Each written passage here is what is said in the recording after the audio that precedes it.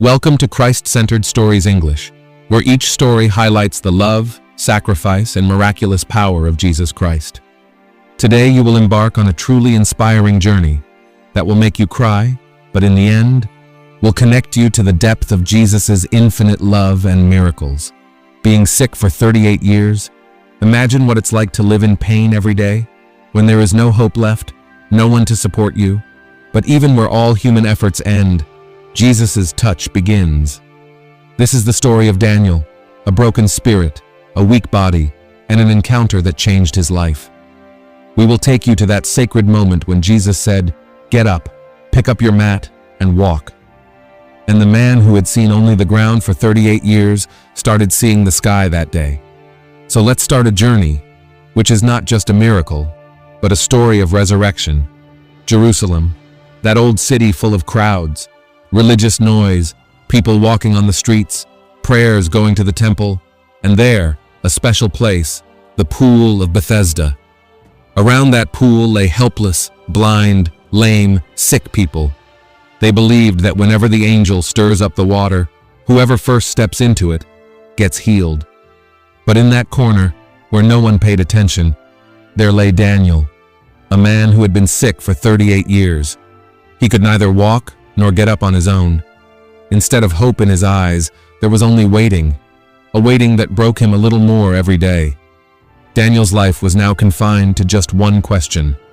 When will it be my turn? Will you come? Daniel, every time someone else reaches there before me, there is no one to take me to that water. I just keep looking.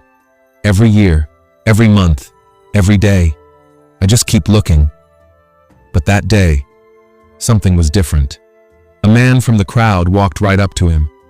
Daniel looked at him, but there was something in that man's eyes.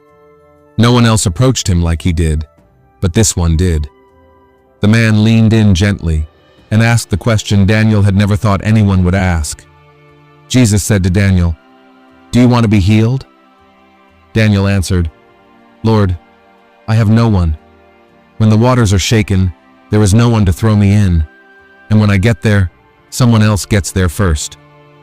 His answer was full of pain, but there was one thing in it. There was still hope somewhere. This was the moment where heaven and earth met, where a broken man and a savior stood face to face.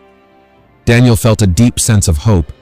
He did not know that the person standing in front of him was not just a teacher, but the source of life itself. After 38 years of waiting, disappointment, and loneliness, Daniel saw such love in someone's eyes for the first time.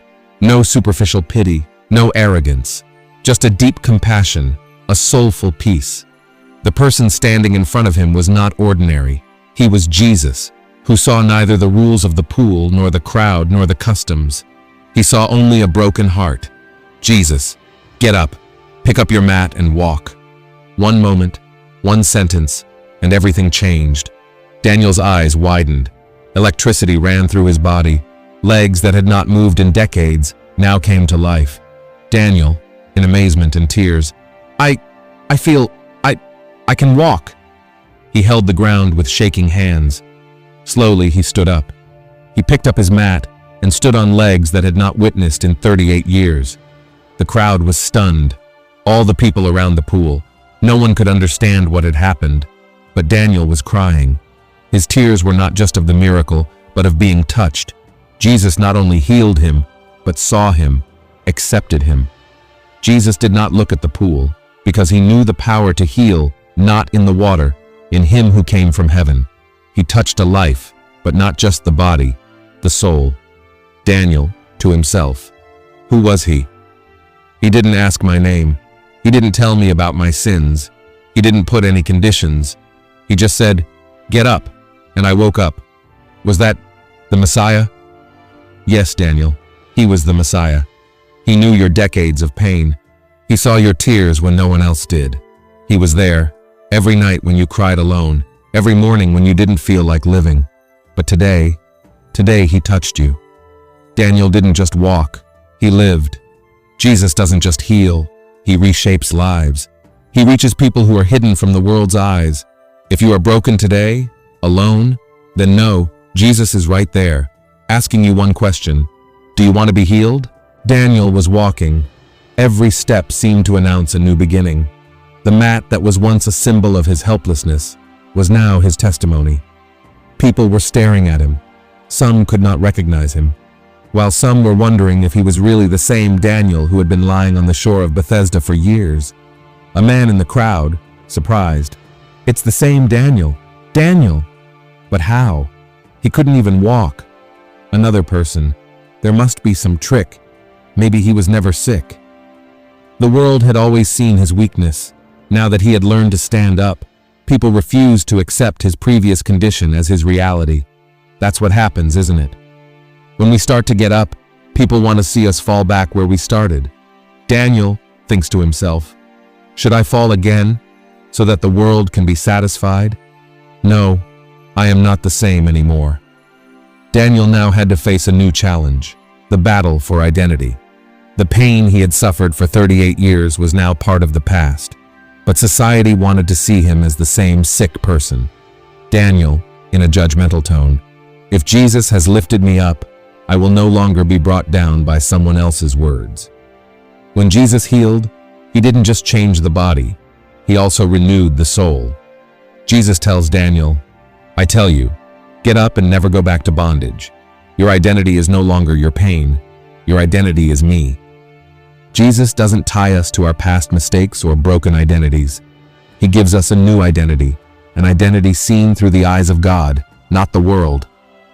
Daniel, yes, I am the same person who was once helpless, but now I am new, because I have seen the one who saw me when no one else was looking.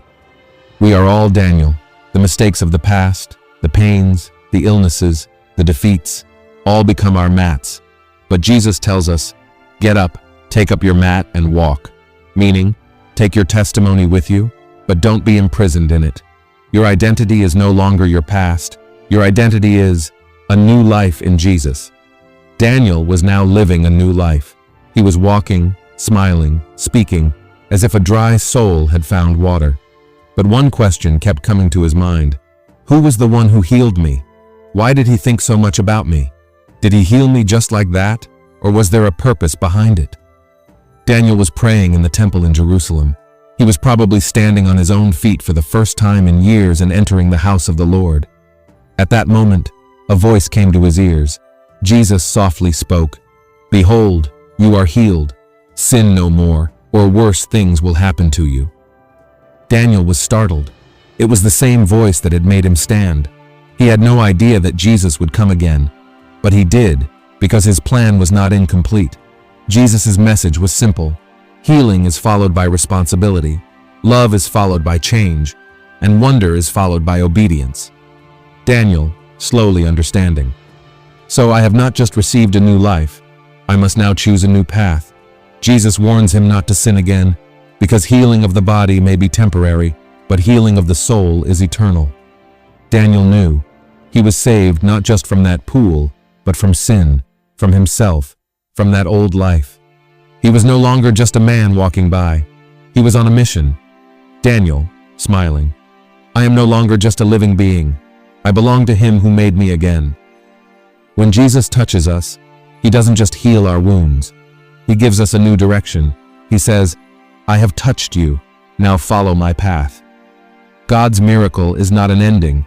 It is an invitation to live in holiness, to walk in truth, and to show the world that his love doesn't just heal. He transforms. Jesus also says to us, sin no more. Because he has set us free, we are to live in that freedom. Daniel was no longer just healed. He was a living witness. His walking, his talking, his laughter, every step said that miracles had been done, and they were done by Jesus, not by a pond. A man in the crowd. Daniel, what will you do now? Daniel confidently and humbly, Now I will tell the name of the one who lifted me up without asking, who knew me when I had forgotten myself. Now I will live to know Jesus and tell him. Daniel's life was now preaching. He went to every sick, broken, and defeated person who was waiting at Bethesda. Daniel tells a sick man, I was just like you, but then he came. He asked me just one thing, do you want to be healed? And my saying yes changed everything. Daniel had not just found healing, He had found purpose. Now he was a messenger of the Messiah who said, "I am the life and the resurrection." Today, thousands of years later, Daniel's story resonates, because when Jesus touches someone, that story becomes not history, but a spiritual legacy. And today, you are that legacy. Maybe you are on the shore of a spiritual Bethesda today, tired, broken, waiting for someone. Jesus is asking you the same question today. Do you want to be healed? The answer is with you. If you say yes, you can be part of a new story, just like Daniel. Jesus doesn't just save us, He sends us. The healing you went through wasn't just for you, it's a testimony to others.